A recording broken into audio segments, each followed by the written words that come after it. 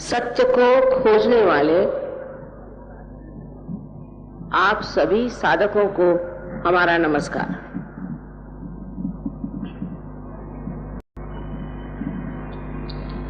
सबसे पहले ये जान लेना चाहिए कि सत्य है वो अपनी जगह पर है, उसे आप बदल नहीं सकते, उसकी आप कल्पना नहीं कर सकते और न ही आप उसे जान सकते। इस मनुष्य धारणा में आप सत्य को जान नहीं सकते। इस उत्क्रांति में, इवोल्यूशन में आप इंसान बन गए, लेकिन आपने एकमेव सत्य को नहीं जाना।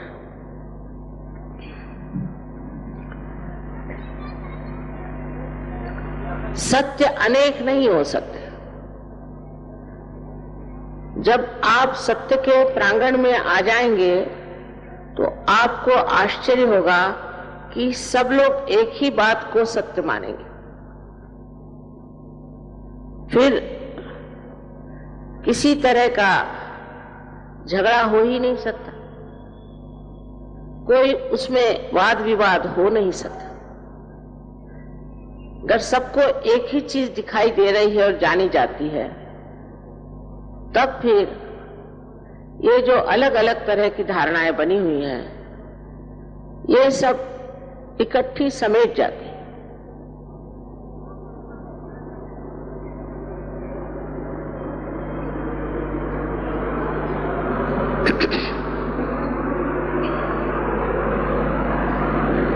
सबसे पहले तो मैं आपसे जो कुछ कहना चाहती हूं, उस पर किसी तरह से भी आप अंधी श्रद्धा न रखें। कोई सी भी बात जो कही जाएगी उसको एक शास्त्रीय तरीके से देखा जाए। जो लोग कहते हैं कि परमात्मा नहीं है, उनकी कोई शक्ति नहीं है, उनके लिए यही कहा जा सकता है कि ये बड़ी अशास्त्रीय ढंग की बात है, घटिया बात है। क्योंकि अगर आपने अभी पता ही लगाए नहीं कि परमात्मा है या नहीं, और आप ऐसे ही कहते रहे कि परमात्मा नहीं है, तो ये बड़ी अहंकार की बात है। कम से कम शास्त्रीयता से इसको पता लगा ले। अगर वो है तो फिर तो मानना होगा। इसी प्रकार जो कुछ भी आज आपके सामने मैं निवेदन कर रही हूं, उसको आप पड़ताल लें, देख लें। अगर वो सिद्ध हो जाए तो एक ईमानदार इंसान के नाते आपको उसे मानना पड़ेगा। क्योंकि ये जो सत्य है, इसी से हमारे सारे प्रश्न छूट जाए। आपका जो व्यक्तिगत पर्सनल जो प्रश्न है वो तो छूट ही जाएगा, किंतु आपके समाज का, आपके देश का, यहां तक कि सारे विश्व के प्रश्न छूट सकते। इसका कारण यह है कि हम अपने अंदर की व्यवस्था को जानते नहीं, कि परमात्मा ने हमारे अंदर कोई व्यवस्था बनाई है या नहीं। हम अपने को भी नहीं जानते। हाँ, कहने को हम कह सकते हैं कि ये मेरा घर है, ये मेरी मोटर है, ये मेरे बच्चे हैं। मेरे पर मेरा ये जिससे आ रहा है, ये मैं कौन? इस मैं को हम जानते नहीं। 3-4 किताबें पढ़ लेने पर सोचने लग जाते हैं कि हम बड़े जानकार हैं। किताब पढ़ने से जानना नहीं हो सकता, वो बुद्धि पुरस्सर है, बुद्धि में बैठता है। लेकिन बुद्धि से परे जो सत्य है, उसको जानने के लिए आपको एक और छलांग मारनी है, और वो है आत्म साक्षात्कार। क्योंकि सत्य ये है कि आप शरीर, बुद्धि, मन, अहंकार आदि जो उपाधियां हैं वो नहीं है। इसी से आप परेशान और त्रस्त हैं कि आप उन्हीं को मैं समझे बैठे, किंतु आप शुद्ध आत्मा है।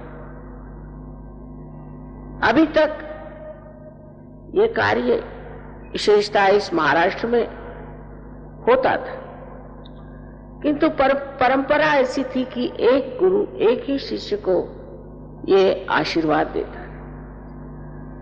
सो इसी महाराष्ट्र में ज्ञानेश्वर जी जैसे बड़े महान संत हुए। उन्होंने अपने गुरु जो उनके भ्राता थे उनसे इजाजत मांगी, उनसे परमिशन मांगी कि किसी तरह से आप मुझे ये इजाजत दे दीजिए कि मैं जो अब ज्ञानेश्वरी लिख रहा हूं उसमें इसके बारे में लिखूं कि आत्मदर्शन कैसे होता। और उन्होंने अपने 6ठे अध्याय में बहुत साफ तरीके से कुंडलिनी का वर्णन किया। हालांकि कुंडलिनी का कार्य हजारों वर्ष से इस देश में होता है, लेकिन वो एक गुप्त तरह से था जो नाथपंथियों ने चलाया। उन्होंने 6ठे अध्याय में लिखने के बाद जो धर्म मार्तंड थे उनको तो कुंडलिनी के जागरण के बारे में या कुंडलिनी के बारे में कुछ भी मालूम नहीं था, तो उन्होंने कहा यह चीज निषिद्ध। जब उन्होंने कहा कि ये चीज निषिद्ध है तो आम जनता जो है उसने सोचा कि भाई जो निषिद्ध चीज है उसे क्यों पढ़ा जाए, उसे क्यों जाना जाए।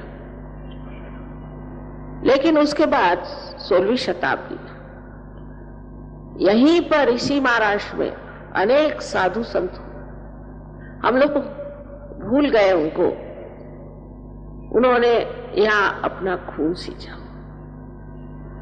और अनेक बार कुंडलिनी पर उन्होंने बताया। छत्रपति शिवाजी महाराज के गुरु रामदास स्वामी, उनसे पूछा गया कि ये कुंडलिनी का जागरण कितनी देर में होता है, तो उन्होंने कहा तत्क्षण, उसी क्षण होता है, किंतु लेने वाला चाहिए और देने वाला चाहिए। ये सारी बातें अब किताबों में रह गई और बाकी सब बेकार की बातें आज समाज में फैल रही हैं। वो इस तरह से फैल रही हैं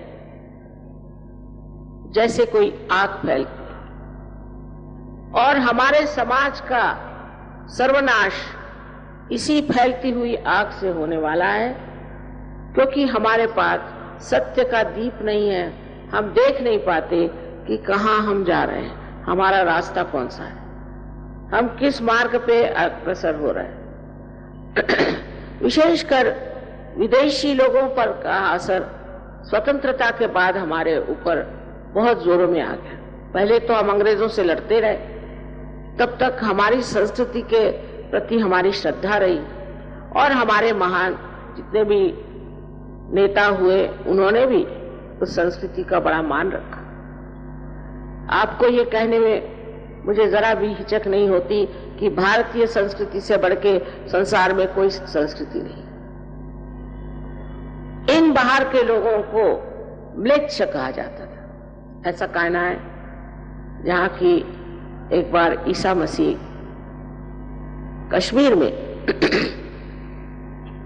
शालिवाहन राजा से मिले थे। शालिवाहन ने बाद में यहां भी राज्य किया, तो उन्होंने उससे पूछा कि भाई तुम कौन हो?